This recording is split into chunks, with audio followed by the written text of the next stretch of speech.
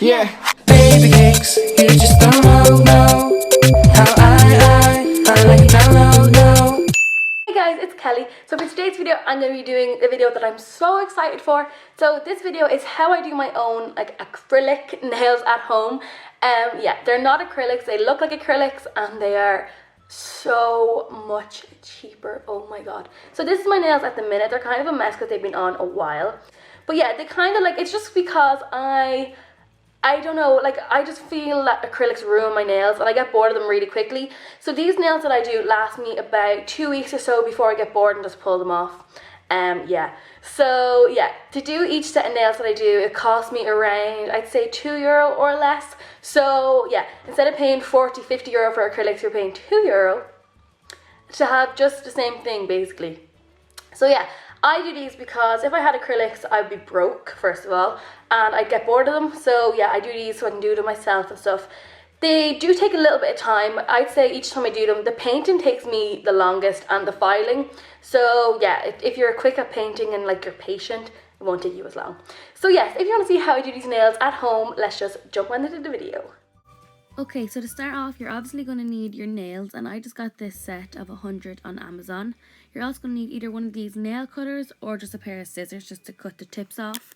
You're going to need some nail files, some nail glue or some super glue, whichever. I use super glue, don't judge. And then you're obviously going to need your nail polish. So first thing I do is just get some nail polish remover or acetone and just kind of clean off my nails just to make sure there's no like oils or anything on them, or if there's any like residue of nail polish or glue or anything like that, just to make sure they're fully like clean. Next I just grab this little cuticle pusher and just push back my cuticles a little bit. I don't use a cuticle remover thing because they scare me, so this just does the job.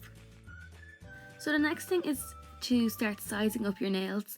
And I kind of know now from doing my nails for so long which numbers that I have to use. So yeah, I just grab the numbers that I know fit and just double check that they all fit fine. And then when you have all your nails, I just kind of put them in little piles to make it easier, as the glue can dry quite quickly. So now that I have my nails put into little piles, it's time to grab a nail file, and I just kind of buff the tops of my nails just to get off any old glue residue and to also make them that little bit rougher so that the glue has a bit of texture to stick to and it's not just a flat surface. And then I also kind of shape my nails as well if they need to be shaped. So then I just grab my glue, and yeah, I do use super glue, just that's what I do. Yeah. So I just put one little dab in the middle of my nail and then I kind of spread it out with the tip of the glue. And then I quickly grab my nail and press it on and hold it down for about 10 seconds or so, just until the glue dries. And then I just repeat this on all of my nails.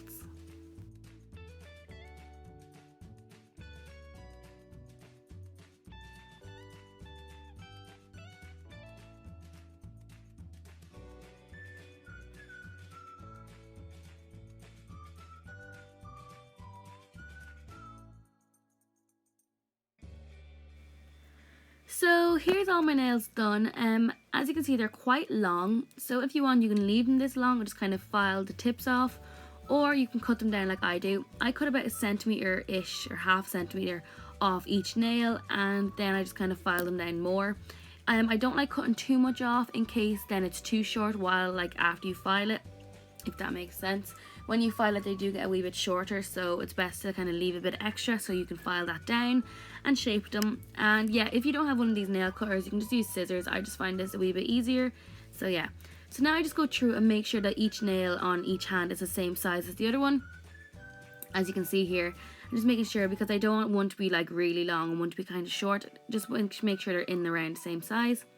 And then I grab my file and start filing. I start filing with the tips of the nails, and then I kind of go into shaping them. I file the tips first just to make sure they're smooth, and then I actually go into shaping.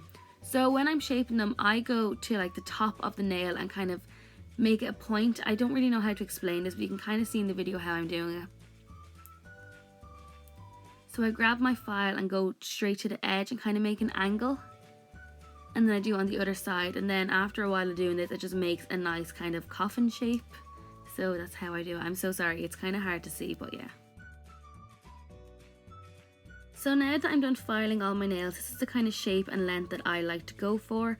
They're not too short, they're not too long, and they have a kind of a small kind of coffin shape. It's not too intense, I just really like this shape. And here's another close-up of me filing. So I do the sides and then do the top. So I just thought that would be a bit easier, so I added it in. So now it's time to grab your nail polish, any nail polish at all. I went with a nice blue colour because it's kind of nice and summery. So I just do one very thin coat to begin with, and then I go in with a second coat if I need to, and then a clear coat, and that's me done.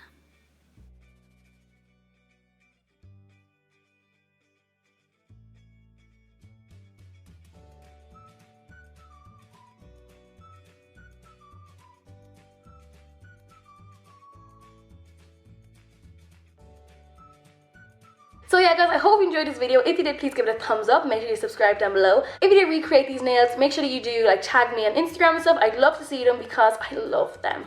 So yeah, I hope you enjoyed this video. All my social media and stuff like that is in the description box. Make sure you follow them, and yeah, I'll see you guys next time. Bye.